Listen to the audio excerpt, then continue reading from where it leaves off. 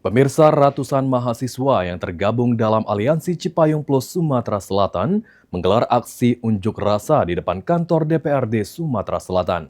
Dalam aksi tersebut, massa menyuarakan berbagai aspirasi terkait kondisi ekonomi, pendidikan, kesehatan, hingga tata kelola pemerintahan.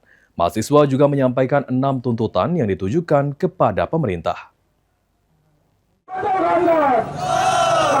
Ratusan mahasiswa dari Aliansi Cipayung Plus Sumatera Selatan menggelar aksi unjuk rasa di depan kantor DPRD Sumatera Selatan.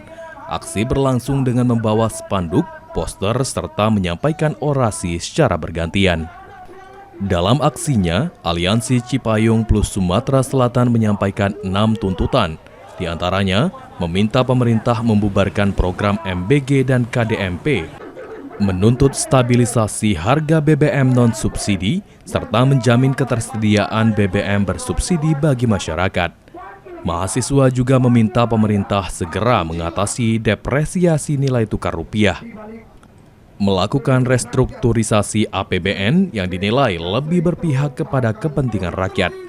Mereka juga menegaskan agar TNI dan Polri tetap menjalankan tugas sesuai amanat undang-undang terkait supremasi sipil, serta wujudkan pendidikan dan kesehatan gratis melalui kebijakan pajak kekayaan yang berkeadilan, dan evaluasi Kabinet Merah Putih Prabowo Gibran.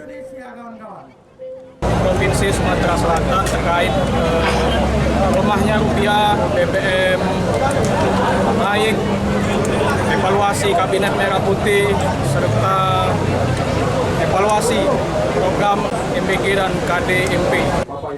Aksi tersebut disambut Wakil Ketua DPRD Sumatera Selatan Ilyas Panji Alam, mengatakan menyetujui dan menerima aspirasi dari mahasiswa Cipayung Plus yang akan didukung dan disampaikan kepada DPR RI dan pemerintah pusat.